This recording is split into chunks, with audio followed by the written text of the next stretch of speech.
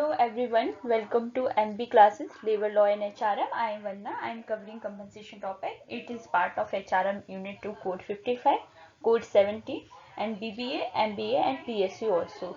So let's start. What we will cover: compensation meaning, essential component for design and component of compensation management. So firstly we study what is the basic of compensation management. What is the compensation? Compensation क्या एक systematic approach है, जो भी हम task perform करते हैं organisation में उसके रिस्पेक्ट में हमें क्या रिटर्न मिलता है, वो क्या है, हमारा कंपनसेशन मैनेजमेंट है. एंड ये इसके मतलब बहुत सारे पर्पज होते हैं. ये हमें रिक्रूटमेंट में हेल्प करता है, हमारी जॉब परफॉर्मेंस में, जॉब इवेल्यूशन में, जॉब एनालिसिस में हेल्प करता है. And it's all about, and it's also include the bonus, profit sharing, overtime, recognition, and it's also form of monetary and non-monetary form.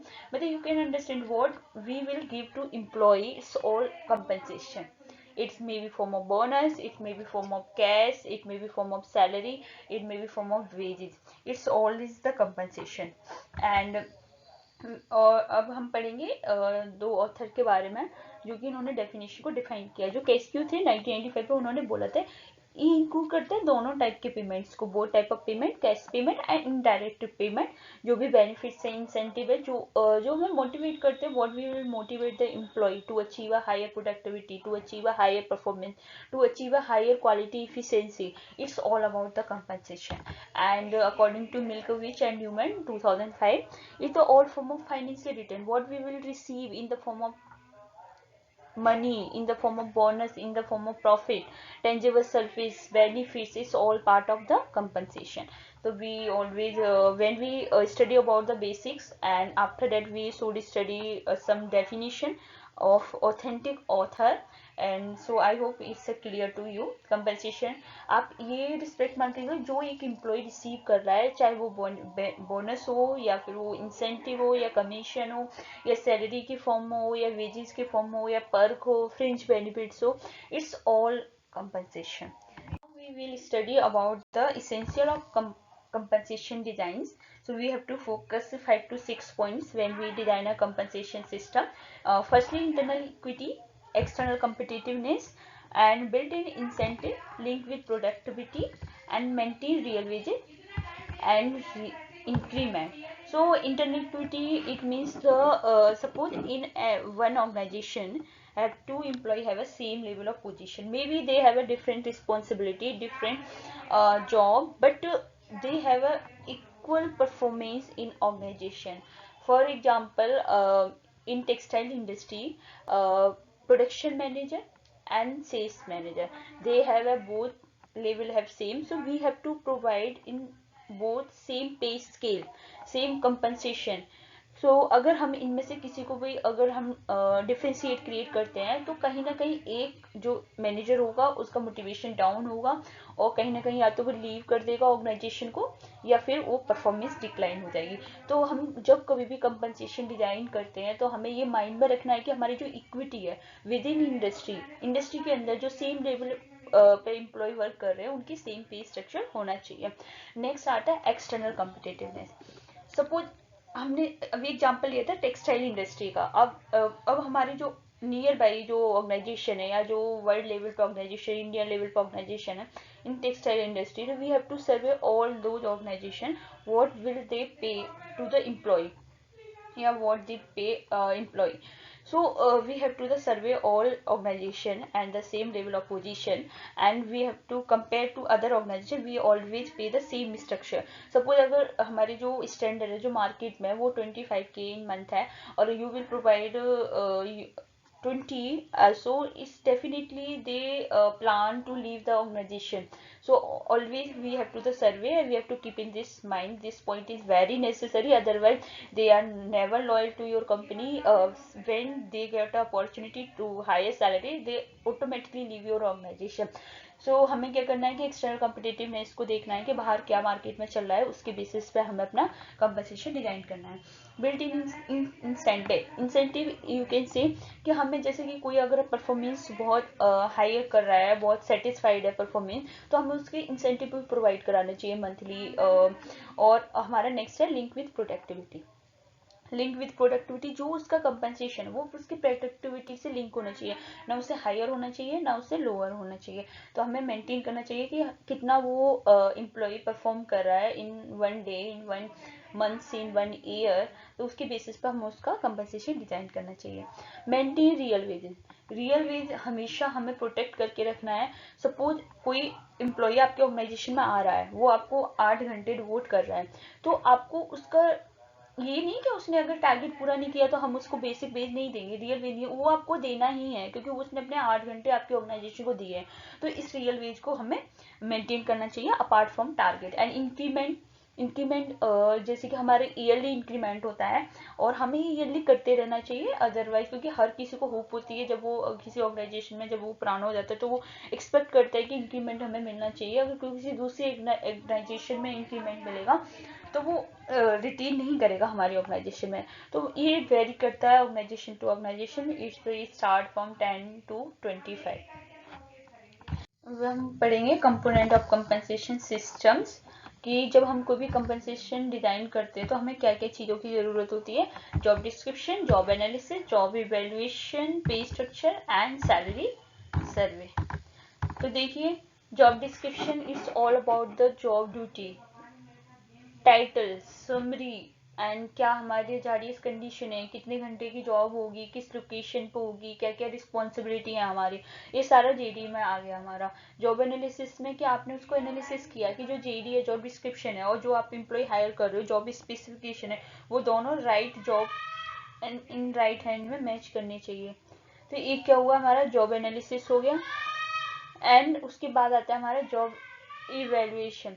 Job evaluation क्या होगी कि तुम उसकी वर्थ को, जॉब की वर्थ को आइडेंटिफाई करो, जिससे कंपेयर कर सको एक जॉब को दूसरी जॉब से, या फिर उसके कंपनसेशन लेवल को कंपेयर कर सको। तो आपने क्या किया, जॉब इवेल्युएट कर लिया। जॉब इवेल्युएट के बाद अपने पे स्ट्रक्चर जो होगा उसका स्टैंडर्ड पे स्ट्रक्चर होना चाहिए, जिससे कि जिसमें कहते हैं ना कि ग्रेड 1 के लिए ये पे स्ट्रक्चर है, ग्रेड बी के लिए ये स्ट्रक्चर है, ग्रेड सी, ग्रेड डी, ऐसे you can classified, so you can accountable to every employee. You cannot discriminate in your employee. You have to accountable all things when employee ask about the compensation. You should same standard is compensation though, so they are satisfied and they can increase productivity. Salary survey, you have to survey in your market, in your location, in your other than location, so you can find out the what is the average salary in your market, so you can give to employee. And inflation, what is the indicator of inflation, what the cost of living indicator, salary budget average. मतलब आपको update करके रहना है, ऐसा नहीं कि आप 3 साल पहले वो सैलरी स्ट्रक्चर चलाते आ रहे हो और आज भी उसी हिसाब से अगर आप इंक्रीमेंट करोगे तो लोग आपकी ऑर्गेनाइजेशन में रिटेन करेंगे। नहीं, आपको अभी मार्केट में क्या चल रहा है, क्या क्या चेंजेज हुए हैं, कितनी महंगाई हुई है, कितना इन्फ्लेशन है, क्या एवरेज सैलरी है, तो उसके बेसिस पे आपको ये डिजाइन करना है। अब हम पढ़ेंगे मेन कंपोनेंट। अगर ये कंपनसेशन है तो उसके अंदर क्या क्या आते हैं, जैसे वेज हो गया, सैलरी हो गई, बोनस हो गया, आपका पर्क हो गया, इंसेंटिव हो गया, ये सारे आते हैं। तो हम सबसे पहले पढ़ेंगे वेजेस। अब देखिए वेजेस क्या है। वेजेज हो गया आपका जो आर्ली रेट पे दिया जाता है, डेली रेट पे किसी भी प्रोडक्शन को, किसी भी एम्प्लॉय को दिया जाता है, वो वेजेस कहलाता है। ये मेनली ब्लू कॉलर वर्कर कहलाते हैं जिन्हें हम वेजेस प्रोवाइड कराते हैं। और इसके बाद हम पढ़ेंगे एक डेफिनेशन जो कि बहुत इंपॉर्टेंट है हमारा, मिनिमम वेजेज एक्ट 1948 के थ्रू जो उन्होंने बोला है कि वेजेस को डिफाइन किया गया है, उसको हम समझेंगे। तो देखिए वेजेस क्या है, ऑल रिम्यूनरेशन, या तो वो एक्सप्रेस हो या फिर वो इम्प्लाइड हो, मतलब जो भी आपको रिसीव हो रहा है, जो भी आप एम्प्लॉय को दे रहे हो, या तो वो एक्सप्रेस हो सकता है कि आपको एक डिफाइन है कि आपको इतना 30K इन मंथ मिलेगा, लेकिन अपार्ट फ्रॉम जो आप परफॉर्म कर रहे हो उसको बिना किसी उसके आपको वो प्रोवाइड किया जा रहा है। जैसे कि मैं आपको एग्जांपल लेती हूँ बस का, लेकिन जब आप बस में बैठोगे तो ऑटोमेटिकली आपको पैसा देना पड़ेगा। तो ये क्या, ये इम्प्लाइड है, कोई आपसे बोल नहीं रहा है पैसे दो, आपको देना ही है। ऐसे ये है कि एक्सप्रेस्ड हो या इम्प्लाइड हो, या मतलब डायरेक्ट हो या इनडायरेक्ट हो, ये सारा जो भी ये रिटर्न है वो इम्प्लॉय को देना पड़ेगा। इवन एचआरए भी देना पड़ेगा। एचआरए के बाद लेकिन इसमें कुछ कुछ चीजें, रिम्यूनरेशन हो गया, एक्सप्रेस इम्प्लाइज, सारी चीजें हमें देखनी है।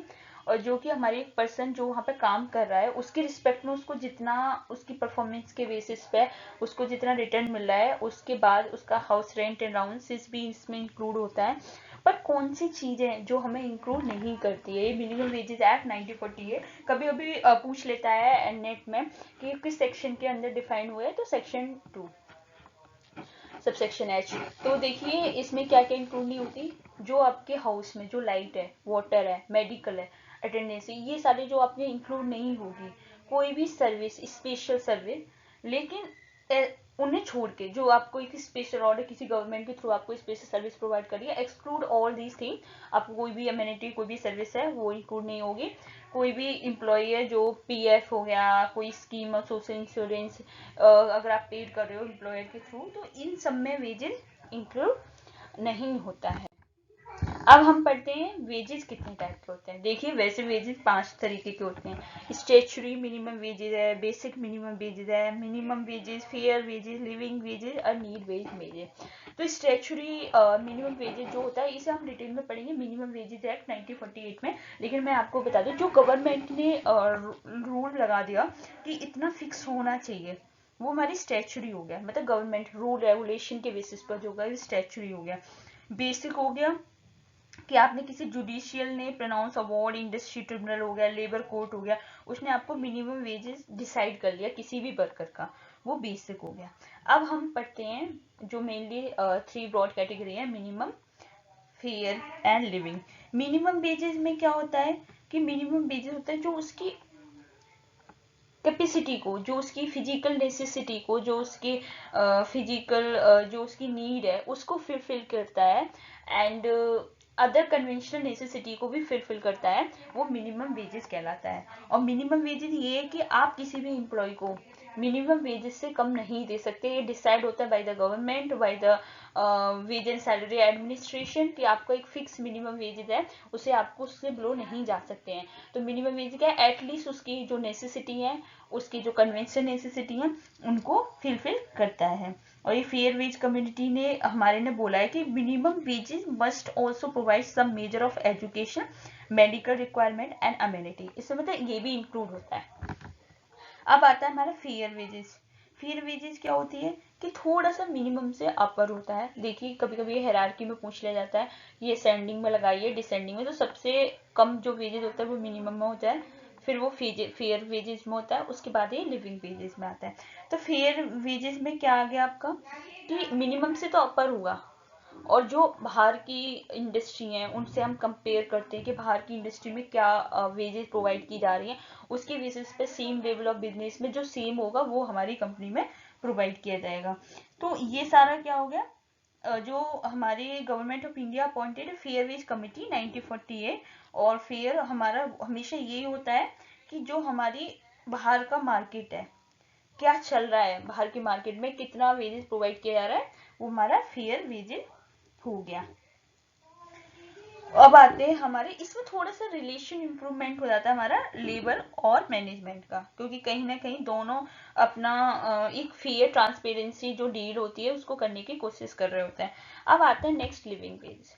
Living wages you know very well, it's the high level of wages and it all gives the facility apart from the basic necessity, and wage that are consistent to provide certain facility as well as some basic necessity to employ। इसमें आपको आपकी सब मतलब आपको travelling allowances हो गया, आपको visit कराने के लिए हो गया, आपको मेडिकल फैसिलिटी हो गई, आपको कहते हैं ना टीए मिल गया, आपको आपको जो आपकी जैसे सिटी अलाउंसेस मिल गया। तो ये क्या है, लिविंग वेजेस है। इसमें आपको आपके साथ साथ आपकी फैमिली को भी सपोर्ट किया जाता है। तो लिविंग वेज में आपको पर्क दे दिया, आपको बोनस दे दिया, स्टॉक में ऑप्शन दे दिया, ये सारा हमारा लिविंग वेजेस हो गया। अब हम पढ़ेंगे नेक्स्ट, अभी हमने वेज एक कंपोनेंट पढ़ा है कंपनसेशन का, नेक्स्ट है सैलरी। देखिए सैलरी क्या होती है, सैलरी होती है आपको वीकली, मंथली, एनुअली जो प्रोवाइड की जाती है वो सैलरी कहलाती है। और ये हमारे ऑफिस स्टाफ हो गया, सुपरवाइजर हो गया, रिसर्चर हो गए, मैनेजर हो गए, ये स्पेशली वाइट कॉलर वर्कर के लिए डिफाइन होती है सैलरी। एंड सैलरी एम्प्लॉय की एक फिक्स अमाउंट ऑफ मनी है, हर मंथ आपको प्रोवाइड किया जाएगा। और आपको इसमें कुछ कुछ आपके इंसेंटिव भी होते हैं, जैसे पेड वेकेशन दे दी, जैसे कहते हैं ना आपको आप एक मंथ में 2 दिन की लीव ले सकते हो पेड लीव, पब्लिक हॉलीडे हो गया, हेल्थ केयर इंश्योरेंस हो गई, तो ये सारी हमारी सैलरी। अब हम पढ़ेंगे अलाउंसेस। अलाउंसेस क्या है कि जो भी अपार्ट फ्रॉम बेसिक पे से आपको जो एडिशनल आपको बेनिफिट्स प्रोवाइड किए जाते हैं वो हमारे अलाउंसेस कहलाते हैं। जैसे कि आपका डीएनएस अलाउंसेस हो गया, ट्रैवलिंग अलाउंसेस हो गया, सिटी कंपेंसेटरी अलाउंसेस हो गया, हाउस रेंट अलाउंसेस हो गया, ये सारे अलाउंसेस हमारे इंक्लूड होते हैं और ये सारे पार्ट्स हैं। तो अलाउंसेस क्या है? डीएनएस अलाउंसेस को आप हिंदी में कह सकते हैं महंगाई भत्ता, जो आपके प्रोटेक्ट करके रखता है रियल इनकम को। सपोज अगर आपका कोई भी मार्केट में आपका प्राइस राइज हो रहा है, तो जो आपको सैलरी मिलती है वो तो सारा जो कंज्यूम होती है आपकी इनकम, वो तो सारा कमोडिटी परचेज करने में हो जाएगी। तो हम क्या करते हैं, जैसे भी मार्केट में महंगाई होती है उसी के बेसिस पे हमारा जो अलाउंसेस है वो इंक्रीज हो जाता है in respect to market prices. तो ये हमारा हमेशा बेसिक पे की परसेंटेज पे हमें प्रोवाइड किया जाता है। हाउस रेंट अलाउंसेस, अगर आप किसी एम्प्लॉय को लिविंग अकोमोडेशन प्रोवाइड नहीं करा रहे हो तो आपको क्या उसे एचआरए प्रोवाइड देना पड़ेगा। अब एचआरए भी हमारा सैलरी के ही परसेंटेज पे कैलकुलेट होता है। जैसे डीए हो गया आपका बेसिक पे कैलकुलेट, एचआरए हो गया आपका जो ग्रॉस सैलरी है उसके बेसिस पे। एंड अब आता है city compensatory allowances. City compensatory जैसे मेट्रो सिटी है, नॉन मेट्रो सिटी है, रूरल एरिया है, अर्बन एरिया, उसके रिस्पेक्ट में अगर आप नॉन मेट्रो सिटी में रहोगे तो उसको आपको कम अलाउंस प्रोवाइड किया जाएगा, लेकिन अगर आप मेट्रो सिटी में हो तो आपको उसके बेसिस पे, मार्केट के बेसिस पे आपको ज़्यादा अलाउंसेस प्रोवाइड किया जाएगा कि आपकी कॉस्ट ऑफ लिविंग कितनी है। अब उसके बाद आते हैं हम ट्रैवलिंग या ट्रांसपोर्ट अलाउंस या कन्वेंस अलाउंस की बेसिस पे। अब देखिए इसमें क्या होता है कि आपको हर मंथ एक फिक्स अमाउंट पे किया जाता है, क्या करने के लिए, जो आपके सारे ट्रेवलिंग एक्सपेंसेस है उसको कवर अप करने के लिए। तो ये क्या हो गया, हमारे अलाउंसेस के पार्ट्स हो गए। अब देखिए आगे हम बढ़ते हैं इंसेंटिव एंड परफॉर्मेंस बेस्ड की। तो देखिए इंसेंटिव और परफॉर्मेंस बेस्ड की क्या होता है। आपको incentive composition is a performance related remuneration paid with view to encourage employ to work hard and do better.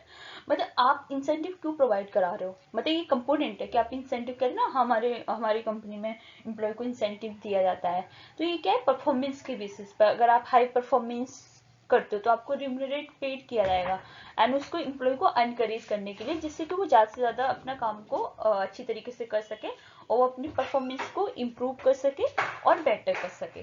तो ये क्या है, इंसेंटिव एंड परफॉर्मेंस बेस्ड पे है।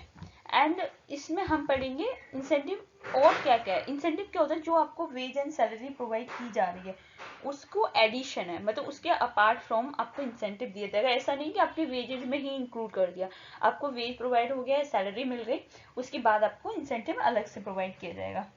एंड इसे हम पेमेंट बाय रिजल्ट भी कहते हैं। तो ये कभी कभी पूछ लिया जाता है कि पेमेंट बाय रिजल्ट किसे कहा जाता है, तो आप यहाँ पे बता सकते हो कि हम इंसेंटिव एंड परफॉर्मेंस बेस्ड पे को पेमेंट बाय रिजल्ट कहते हैं। अब देखिए अब हम नेक्स्ट वीडियो होगी उसमें हम वेज इंसेंटिव प्लान पढ़ेंगे बहुत डिटेल में, जो कि आप इंडिविजुअल बेस्ड भी और ग्रुप बेस्ड भी, जैसे अभी आप बहुत सारे क्वेश्चन आते हैं, टेलर प्लान क्या है, मेरिक प्लान क्या है, Halsey premium scheme, Rowan premium scheme, ये सारे हम वेज जो इंसेंटिव है एक अलग से एक ब्रॉड है, जो हम नेक्स्ट में वेज थ्योरी, जो कि अभी आप इसमें वेज हमने सिर्फ बेसिक आपको कवर कराया है, वेज थ्योरी पढ़ेंगे और आपके जो सारे प्लान्स हैं वो सारे के किसके बेसिस पे हम उनका कंपनसेशन डिस्क्राइब करते हैं, कंपनसेशन कैलकुलेट करते हैं। तो इंसेंटिव प्लान किस तरीके से हम उन्हें इंसेंटिव प्रोवाइड कराते हैं, तो ये क्या है, ये हमारे नेक्स्ट वीडियो में कंप्लीट करेंगे। एंड इंसेंटिव आपने पढ़ लिया, ये हमारे किसके बेसिस पे होता है, जैसे सेल्स में होता है कि आपने अगर टारगेट अचीव कर दिया तो आपको, अगर आपकी 75% आपने मतलब इफिशियंसी है अचीव कर ली तो आपको 10% प्रॉफिट मिलेगा, 10% बोनस मिलेगा। तो ये क्या है, इंसेंटिव हो गया ना आपका। अगर आपने पूरा टारगेट जो मंथ का दिया गया था वो आपने 25 डेज में कंप्लीट कर दिया तो फिर 5 डेज का आपको 20% ऑल ओवर सैलरी पे आपको प्रॉफिट मिलेगा। तो ये सारे क्या है, डिपेंड करते हैं हमारे सेल्स प्रॉफिट, क्या आपका कॉस्ट रिडक्शन में आप कितना कंट्रीब्यूट कर रहे हो किसी भी ऑर्गेनाइजेशन में, तो उसी के बेसिस पे आपका इंसेंटिव डिपेंड करता है। और ये क्या होते हैं इंडिविजुअल इंसेंटिव स्कीम, इंडिविजुअल की आप सिर्फ एक पर्टिकुलर एम्प्लॉय को इंसेंटिव प्रोवाइड करा रहे हो। जैसे कि हम एक एग्जांपल लेते हैं टेक्सटाइल इंडस्ट्री का, कि एक एम्प्लॉई है, 10 एम्प्लॉई हैं हमारे उसमें, और हर एम्प्लॉय का आप इंडिविजुअली इवेलुएट कर रहे हो, इंडिविजुअली आपने टारगेट सेट कर रखा है। अगर उनमें से जितने लोग टारगेट अचीव कर लेते हो उसके बेसिस पे उनका जितना कैलकुलेट होता है हमारा बोनस इंसेंटिव, उसके बेसिस पे हम प्रोवाइड कराते हैं। तो ये क्या हो गया, हमारा इंडिविजुअल इंसेंटिव स्कीम हो गई। अब आते हैं हमारे ग्रुप इंसेंटिव। ग्रुप इंसेंटिव क्या, आपने ग्रुप में कोई टारगेट दिया और ग्रुप में सबने अचीव कर लिया, तो ये क्या हो गया, आपका ग्रुप इंसेंटिव प्रोग्राम्स हो गए। अब आते हैं हम बोनस पे। अब देखिए बोनस क्या है। Bonus can be paid in different way. ये भी एक फिक्स परसेंट होता है बेसिक वेजेस का, जो आपको या तो एनुअली मिलेगा या जितना आपकी कंपनी प्रॉफिट अर्न कर रही है उसके बेसिस पे आपको बोनस प्रोवाइड किया जाएगा। जैसे इंसेंटिव तो हो गया आपने टारगेट परफॉर्मेंस के बेसिस पे, और ये आपका होता है कि कितना हमारा कंपनी ने प्रॉफिट अर्न किया उसके बेसिस पे आपको बोनस दिया जाएगा, और ये हमेशा बेसिक वेज पे ही कैलकुलेट होता है। अब हमने ये बोला कि गवर्नमेंट ने भी मतलब प्रिस्क्राइब किया है कि मिनिमम जो स्टेचुरी बोनस होता है, स्टेचुरी मतलब लीगली बोनस है, वो सारे एम्प्लॉय के लिए, जो वर्कर के लिए होता है, वो प्रोवाइड किया जाना चाहिए। और ये उसमें ये भी है कि ये मैनेजर के लिए भी होता है, एम्प्लॉय के लिए भी होता है, सेल्स रेवेन्यू कितना है, कितना आपने प्रॉफिट मार्जिन कितना अचीव किया उसके बेसिस पे आप देखते हो ना, ईयरली या 6 मंथ में आपको एक बोनस प्रोवाइड किया जाता है 8% या 50, जो आपको सैलरी इनहेर हो रही है उसका 50%। तो ये क्या है, अगर आपकी कंपनी प्रॉफिट अर्न कर रही है तो वो आपको बोनस प्रोवाइड कराएगी।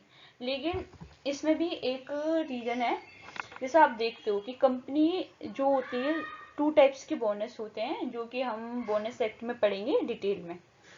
बोनस प्लान क्या होती है, तो पीस वेजेस पे होता है, लेकिन ये डिपेंड करता है उसकी परफॉर्मेंस पे भी और प्रोडक्टिविटी ऑफ लेबर। अब हम पढ़ेंगे fringe benefits. It's also the part of compensation and component also. So fringe benefits and perk क्या होते हैं कि आपको अपार्ट फ्रॉम सैलरी आपको फैसिलिटी प्रोवाइड किया जाए, आपकी सारी फैसिलिटी, आपकी नीड्स जो हैं, आपका कंफर्ट जोन है उसको इंक्रीज किया जाए। तो जैसे कि फ्रिंज बेनिफिट में क्या हो गए, एम्प्लॉय को बेनिफिट्स दिए जाते हैं।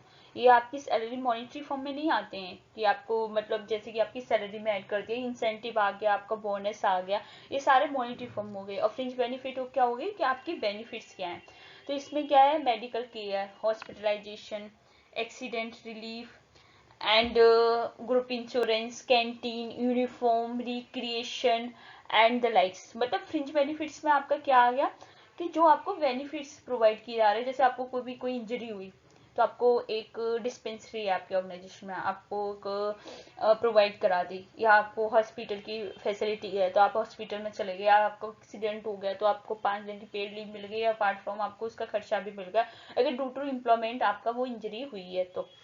एंड हेल्थ इंश्योरेंस प्रोवाइड करा दी, ग्रुप इंश्योरेंस दे दी, कैंटीन की फैसिलिटी है, आप लंच कर सकते हैं वहाँ पे। तो ये क्या है, ये बेनिफिट्स है ना एम्प्लॉय के लिए। आपको यूनिफॉर्म प्रोवाइड करा दी ऑर्गेनाइजेशन ने, आपको कोई इस तरह का सेलिब्रेशन कर दिया, हर फेस्टिवल पे आप सेलिब्रेट कर रहे हैं, दिवाली पे आपको गिफ्ट दे दिए, और आपको बोनस प्रोवाइड करा दिया। तो जो बोनस तो हमारा अलग पार्ट होगा, लेकिन फ्रिंज बेनिफिट में यही है कि आपको कितने बेनिफिट मिल रहे हैं एक एम्प्लॉय को अपार्ट फ्रॉम सैलरी। तो ये कई बार क्वेश्चन पूछ लिया जाता है नेट कोड 55 में कि ये क्या है। जैसे आपको एक ऑप्शन में दे देगा मेडिकल केयर और इंसेंटिव बोनस, तो ये इसमें फ्रिंज बेनिफिट क्या है, तो आपको हमेशा याद रखना है कि फ्रिंज बेनिफिट मतलब सैलरी के फॉर्म में नहीं है, वो एक तरह का आपका अपार्ट फ्रॉम सैलरी है। तो देखिए बोनस भी आपको मॉनिटरी फॉर्म में मिल गया। तो इसमें क्या, इसको आपको हमेशा याद रखना कि जो जितने सारे बेनिफिट्स हैं वो अगर कोई भी कंपनी प्रोवाइड करा रही तो वो सारे फ्रिंज बेनिफिट हो गए। पर्क हो गया, मतलब आपको कहीं घूमने के लिए एक 1 ईयर में एक ट्रिप दे दी, तो ये क्या है, फ्रिंज बेनिफिट है, ये पर्क है हमारे। तो अब हम ये ऑब्जर्व किया है हमने कि जो हमारा कंपन सिस्टम है वो सिर्फ मनी तक नहीं रहा है, वो मनी के बियॉन्ड चला गया। अब आपको सिर्फ मनी, आप सिर्फ सैलरी दे दोगे, उसकी बेसिस पे आपका एम्प्लॉय सेटिस्फाइड नहीं होगा, उसके साथ साथ आपको कुछ पर्क देने पड़ेंगे, कुछ बेनिफिट्स देने पड़ेंगे, उसको हेल्प मतलब उसको हेल्प करनी होगी, उसको कुछ कुछ स्पेशल पैकेज देने पड़ेंगे जिससे कि एम्प्लॉय और सेटिस्फाइड हो, परफॉर्मेंस फोकस्ड हो। अब हमने देखा है कि एक तरह का पे फॉर परफॉर्मेंस बहुत मार्केट में हमारे इंक्रीज हुआ है, और ये जो स्पेशली है वो स्पेशली हमारा executive management and senior manager है कि उन्होंने ये माना है कि जो कंपनसेशन है वो प्राइमरी मोटिवेशन है हमारा ज्यादातर एम्प्लॉय के लिए, मतलब मोस्ट ऑफ एम्प्लॉय के लिए तो हमें कंपनसेशन है। देखो कंपनसेशन में हमारा सब कुछ आ गया, फ्रिंज बेनिफिट आ गया, वेज आ गए, सैलरी आ गई, बोनस आ गया, नॉन मॉनेटरी बेनिफिट्स हो गए, तो ये हमारा प्राइमरी मोटिवेशन होता है। अब हम पढ़ेंगे नॉन मॉनेटरी बेनिफिट्स क्या होते हैं। देखिए नॉन मॉनेटरी बेनिफिट्स क्या हो गए, साइकोलॉजिकल सेटिस्फेक्शन। चलिए आपको सब कुछ प्रोवाइड हो रहा है, आपको सैलरी मिल रही है ऑन टाइम, आपको सब कुछ मिल रहा है, मतलब आपको बोनस मिल रहा है, आपको इंक्रीमेंट मिल रहा है, आपको बेनिफिट्स मिल रहा है, लेकिन आपको साइकोलॉजिकल सेटिस्फेक्शन नहीं है, तो आप क्या करोगे। कहीं ना कहीं कहते हैं ना कि हमें फिजिकल से ज्यादा साइकोलॉजिकल सेटिस्फेक्शन की जरूरत होती है। तो आपका मेंटली पीस नहीं है, क्योंकि जब आप ऑर्गेनाइजेशन में जा रहे हो तो वहाँ का इन्वायरमेंट अच्छा नहीं है, वहाँ पे लोग कन्फ्लिक्ट क्रिएट कर रहे हैं, वहाँ पे आपका प्रेशर है वो बहुत हाईली प्रेशर है, तो आप साइकोलॉजिकल सेटिस्फाइड नहीं हो रहे। तो ये क्या है, एक तरह का साइकोलॉजिकल डिससेटिस्फेक्शन है। और या फिर आपको सब आपकी जो सैलरी आ रही है वो आपके अकाउंट में आ रहा है, लेकिन आपको पब्लिकली रिकॉग्नाइज नहीं किया जा रहा है, आपको रिवॉर्ड नहीं दिया जा रहा है, इन नॉन मॉनेटरी बेनिफिट्स में जो इंक्लूड होते हैं वो है। तो ये क्या है, ये आपका नॉन मॉनेटरी बेनिफिट्स आते हैं। तो हमें क्या करना है, क्या क्या मतलब अभी इसमें हम ये देखेंगे क्या क्या साइकोलॉजिकल, जो हमारे साइकोलॉजिकल सेटिस्फाइड करते हैं किसी भी इम्प्लॉय को, उसमें क्या क्या इंक्लूड है। सबसे पहले आपने रिकॉग्निशन कर दी उसकी मेरिट, मतलब उसकी परफॉर्मेंस के बेसिस पे, उसके सर्टिफिकेट के थ्रू कि सपोज ये employ of the month, employ of the week, employ of the day, तो आपको एक रिटीन फॉर्म में आपको उसका नाम लेके उसका फोटो वोटो लगा के और उसको मतलब अनाउंस कर दिया कि इस तरीके से उसे सर्टिफिकेट प्रोवाइड करा दे। तो ये क्या है, नॉन मॉनेटरी बेनिफिट है। उसे और जॉब रिस्पॉन्सिबिलिटी दे दी, और उसका ब्रॉडन करने के लिए, उसकी परफॉर्मेंस को एक्सप्लोर करने के लिए, उसकी पर्सनैलिटी को एक्सप्लोर करने के लिए आप उसे जॉब रिस्पॉन्सिबिलिटी इंक्रीज कर दी। आपने प्रमोटिंग कर दी ग्रोथ प्रोस्पेक्ट्स, मतलब आगे अगर कोई फ्यूचर में कोई अगर नीड होती है तो उसे तैयार कर दिया, और उससे फ्यूचर में किसी पर्टिकुलर जॉब के लिए तैयार कर दिया, तो प्रमोट करने के लिए उसे वर्किंग कंडीशन को कंफर्ट बना दिया, उसे कुछ कहते हैं ना कि एक तरह का एक अलग से कैबिन प्रोवाइड करा दिया। तो ये क्या है, नॉन मॉनेटरी बेनिफिट्स हैं। और एक कंपिटेंट सुपरविजन, उसको एक उसका सुपरविजन किया और उसको एक ऑब्जर्व करके उसके बेनिफिट, मतलब कहते हैं ना कि तुम क्या करो बेनिफिट्स, तो बेनिफिट्स में आप उसे रिटीन फॉर्म में कुछ दे सकते हो, उसकी जॉब रिस्पॉन्सिबिलिटी बढ़ा सकते हो, उसे प्रमोट कर सकते हो, उसकी वर्किंग कंडीशन अच्छी कर सकते हो, उसे सुपरविजन मतलब सुपरवाइजर मतलब कहते हैं ना कि एक तरह का उसके ऊपर ऑब्जर्व कर सकते हो कि वो किस तरीके से सुपरवाइज कर रहा है, तो उसके ऊपर कहते हैं ना हर एम्प्लॉय को लगे कि हाँ बॉस हमें देख रहा है। तो मतलब किसी को ऐसा नहीं फील होना चाहिए कि हमें हमें जो लीडर है सिर्फ वही वैल्यूबल है, हम नहीं है, तो ये हर एम्प्लॉय हर एक ऑर्गेनाइजेशन में इक्वली वैल्यूबल होता है। या फिर आपने कुछ फ्लेक्स उसका जो टाइम था वो फ्लेक्सिबल कर दिया कि आपको 8 आवर्स का जॉब करना है, पर आप कभी भी कर सकते हो, आप लंच पर्टिकुलर नहीं है कि आप 1:30 to 2:30 लो, आप कभी भी 1 घंटे का ब्रेक ले सकते हो। तो ये क्या है, ये हमारे सारे नॉन मॉनेटरी बेनिफिट्स होते हैं। देखिए कमीशन क्या हो गया, अब ये हमारा एक कंपोनेंट लास्ट बचा कमीशन। कमीशन क्या है, जो कि हम मैनेजर को या एम्प्लॉय को देते हैं सेल्स के बेसिस पे, उसके टारगेट के बेसिस पे, जितना या फिर किसी कंपनी को कितना प्रॉफिट हो रहा है उसके बेसिस पे हम कमीशन प्रोवाइड कराते हैं। और ये हमेशा फिक्स होता है, जैसे कि तुम्हें अगर 100 का टारगेट दिया गया है मंथली, अगर तुम 120 टारगेट अचीव कर लेते हो तो उसका फिक्स कुछ परसेंट आपको एक्स्ट्रा दिया जाएगा। तो ये हमारा टारगेट अचीव हो जाता है, उसके बाद उसको कमीशन प्रोवाइड किया जाता है, या फिर आपको ओवर प्रॉफिट हो गया कंपनी को तो वो दे सकते हैं, ये होता है। और ये कमीशन क्या एक टैक्सेबल कंपोनेंट है कॉम्पेंसेशन का, मतलब उसमें आप प्रोवाइड कराते हो। अब इसके बाद आज हमने क्या क्या कंप्लीट कर दिया, देखिए हमने बेसिक कंपनसेशन को समझा। कंपनसेशन क्या हो गया, आपको एक तरह का रिवाइज करते हैं। कंपनसेशन हो गया आपका मॉनेटरी नॉन मॉनेटरी दोनों फॉर्म, चाहे वो एक्सप्रेस्ड हो या एम्प्लॉय हो, जो भी आपने वर्क परफॉर्म किया है उसकी रिस्पेक्ट में आपको कितना रिम्यूनरेट मिल रहा है, वो सारा हमारा कंपनसेशन हो गया। कंपनसेशन के हमने क्या क्या चीजें हैं जब हम कंपनसेशन डिजाइन करें, जैसे हमने पढ़ा एक्सटर्नल इक्विटी है, इंटरनल इक्विटी है, इंक्रीमेंट है, और हमारा परफॉर्मेंस है, इन सब चीज़ों को हमें ध्यान रखना है। और हमारा जॉब एनालिसिस क्या है, जॉब डिस्क्रिप्शन क्या है, पे स्ट्रक्चर क्या है, मार्केट में क्या चल रहा है, ये सारी चीज़ें हमारी जब हम सिस्टम डिजाइन करते हैं तो उस टाइम पे ये हमारे माइंड में होना चाहिए। उसके बाद हमने कंपोनेंट्स पढ़े, जो कि वेजेस पढ़ा, वेजेस के टाइप पढ़े। 3 टाइप्स के होते हैं, मिनिमम होता है हमारा, फेयर होता है, लिविंग होता है। उसके बाद हमने सैलरी पढ़ी। सैलरी क्या होती है, जो आपको मंथली बेसिस पे दी जाती है और जो कि वाइट कॉलर वर्कर के लिए होती है। उसके बाद हमने बोनस पढ़ा, जो कि आपको एक्स्ट्रा दिया जाता है, एक ईयरली दिया जाता है, या फिर जो कंपनी हमारा प्रॉफिट अचीव करती है उसके बेसिस पे। फिर हमने पढ़ा इंसेंटिव टू परफॉर्मेंस, अगर आपकी परफॉर्मेंस हाई है तो आपको एक इंसेंटिव दिया जाएगा। उसके बाद हमने पढ़ा फ्रिंज बेनिफिट। फ्रिंज बेनिफिट क्या होते हैं, जो आपको बेनिफिट्स दिए जाते हैं एम्प्लॉय को, जैसे मेडिकल केयर फैसिलिटी हो गई, कैंटीन हो गई, रिक्रिएशन हो गया, ये सारी फैसिलिटी हैं। उसके बाद नॉन बेनिफिट्स, मॉनिटरी बेनिफिट्स पढ़े, जैसे कि आपको रिकॉग्निशन हो गया, रिवॉर्ड्स हो गया, आपको प्रमोशन कर दिया, इस तरीके से। फिर हमने कमीशन पढ़ा, जो कि हमारे सेल्स रेवेन्यू के बेसिस पे दिया जाता है। आई होप ये वीडियो आपको समझ में आ गया होगा। अब जो नेक्स्ट पार्ट होगा उसमें हम क्या पढ़ेंगे, वेज थ्योरी पढ़ेंगे, सारी जितनी भी हमारी सब्सटेंस थ्योरी हो गई, क्लाइमेट चेंज थ्योरी होगी, ये सारी हम वेजेस थ्योरी पढ़ेंगे। एंड सरप्लस, मार्जिनल, बार्गेनिंग, किस तरीके से हम वेजेस को डिसाइड करते हैं। उसके बाद जो इस नेक्स्ट वीडियो में और हम पढ़ेंगे इंसेंटिव प्लान्स, जो कि ग्रुप और इंडिविजुअल बेस्ड होते हैं। आई होप आपको वीडियो अच्छे से समझ में आई हो। आपको कोई भी क्वेरी हो आप कमेंट सेक्शन में मेंशन कर सकते हैं, और हमारा जो डिस्क्रिप्शन में टेलीग्राम चैनल का लिंक दिया रखा है, और आप मेल पर भी हमें कोई भी फीडबैक दे सकते हैं। आपको कोई भी टॉपिक अगर समझ में नहीं आता तो आप उस टॉपिक को भी मेंशन कर सकते हैं। Thank you so much, keep watching, keep safe.